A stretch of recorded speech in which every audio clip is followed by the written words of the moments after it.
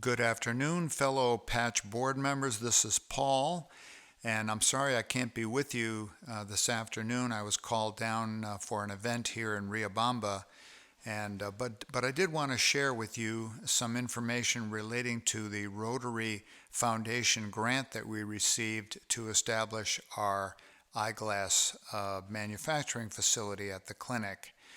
You've all heard me complaining for the last 2 years because of the significant problems that we had trying to get this equipment into the country. It took us a year and a half.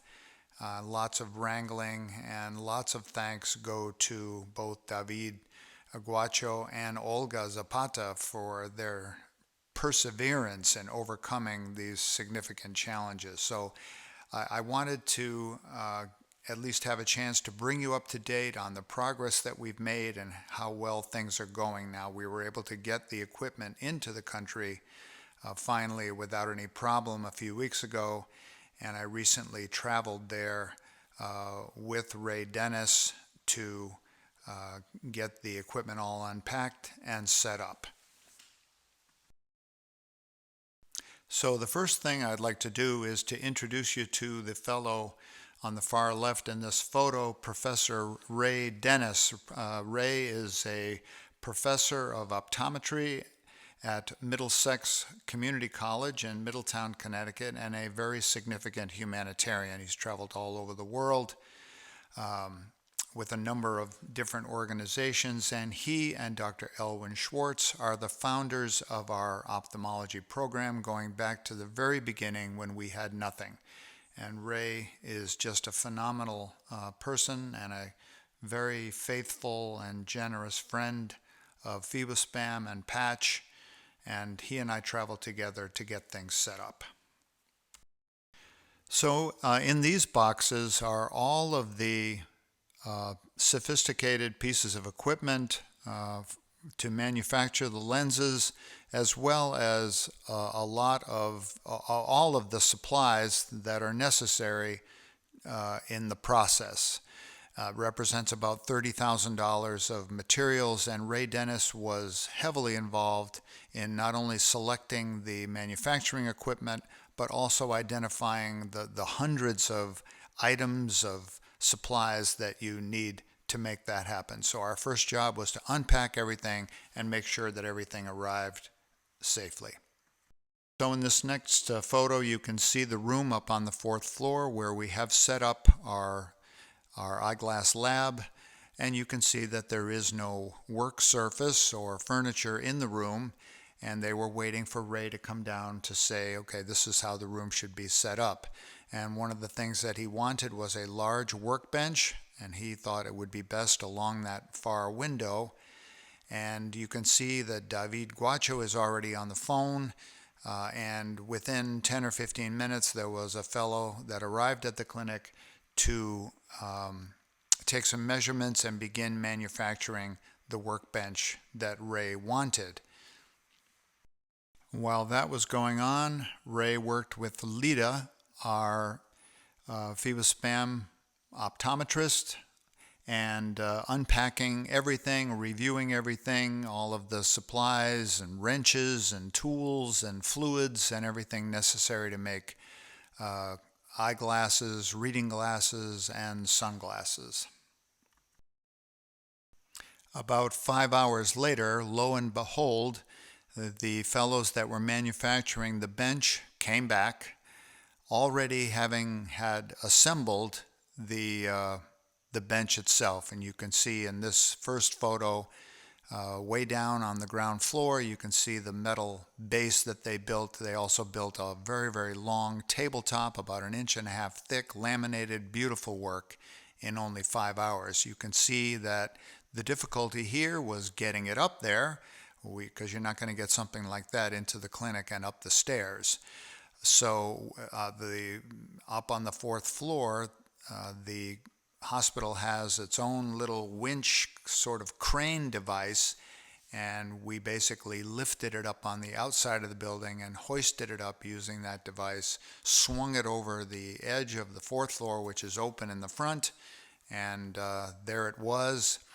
And that was set up very quickly, and then it was time to begin setting up the manufacturing equipment. In this next photo, you can see Ray looking very pleased that things are moving along as quickly as they are. We've now unpacked and set up the main piece of equipment, which is the edger, and the edger basically automatically measures the inside diameter of the particular frame that the person has picked, measures it very carefully, transmits that information to the blocker, and then automatically transmit that information to the grinding unit inside that grinds out the lens exactly the right size to meet that particular frame. Holes had to be cut in the tabletop to match up with the various hoses and things that connect down to that water tank below, which is the holding tank for wastewater that runs through the machine as the grinding takes place.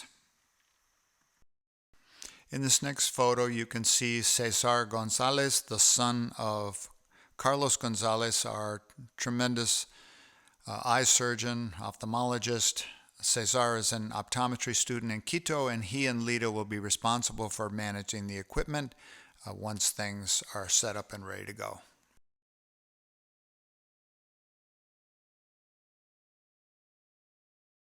In this next picture, you can see Ray training Cesar and Lita, and they picked it up really, really quickly. They're both very talented, very smart, and will be in very good hands with them. This next photo, you can see our completed lens lab, which is beautiful, spacious, and contains all of the sophisticated equipment that you would need to manufacture glasses. It's really a state-of-the-art setup, and we're super fortunate to have that. And we're grateful to the Rotary organization, our Rotary Club, my Rotary Club in Simsbury, Connecticut, working in conjunction with the Rotary Club of Riobamba and Rotary International for their generous grant. In this photo on the left is the heat transfer unit that will allow us to make sunglasses. You can see all of those various slots where you'll put different colors of dye, fluids for UV protection and things of that nature. Heat transfer fluid in 2 bottles are set up behind that. To the right is a grinding unit with a sort of a diamond studded wheel that allows you to make final adjustments if you need to do a little bit more grinding on the lens. On the way down on the plane, Ray had asked me, he says, "Paul, I hope that we have a lensometer at the clinic. You're going to need that." And I said that I thought we had one, but it was quite old. And so when we got there and we unpacked all of the equipment, we found that Coburn Technologies had included a beautiful new sophisticated lensometer in with the shipment. That was a great surprise, and that's a photo of the new lensometer. So in this last photo, you have a picture of the first pair of eyeglasses manufactured in Phoebuspan's new eye lab. This is a big step forward for our organization and helps us in 2 ways. Number one, it helps us in terms of sustainability because we can now manufacture our own glasses to sell at the clinic, which will provide additional revenue to support the organization. More importantly, we now have an inexpensive way to manufacture the eyeglasses that will be prescribed by the visiting teams. If we can ever get rid of COVID, the visiting teams will come down, they'll do vision screenings by the thousands, and we'll be able to produce those glasses ourselves. We'll be able to make our own reading glasses, our own sunglasses, and the machinery that we have is capable of making thousands and thousands and thousands of pairs of glasses. So this is a big step forward for us. Okay, I don't want to go on too much longer, but I do want to mention 2 other things relating to my last trip down. And one of them has to do with COVID, and I want to just report to everyone that the province of Chimborazo has made tremendous strides over the last month and a half since I was there before. And COVID is really under control there. 80% of the population of Chimborazo province is now vaccinated. There weren't any COVID cases at all at the clinic. And although I have to say it has gone through that region kind of like Sherman went through Atlanta, the area has made great progress. The government gets kudos, and it makes me hopeful that next year we'll be able to resume bringing foreign teams down. So the last thing I want to do this afternoon is to give a shout out to Marty, who made a very generous contribution to PACH recently and said to us, hey, why don't you use some of this money to do something nice for the staff down there? They've been through a lot. And that is such a nice thing to do and absolutely correct. They have been through a lot of sacrifice, a lot of risk-taking, and a lot of sadness. An example of that is one of our senior nurses, Jimena, who lost both of her parents not too long before I got down there. So it was really nice of Marty to suggest that. And we had a beautiful evening at one of our favorite beautiful spots outside of Riobamba. We had a lovely dinner, we had music, we had dancing, a tremendous amount of fun just for everybody to be out and together and celebrating again. And it was a great thing.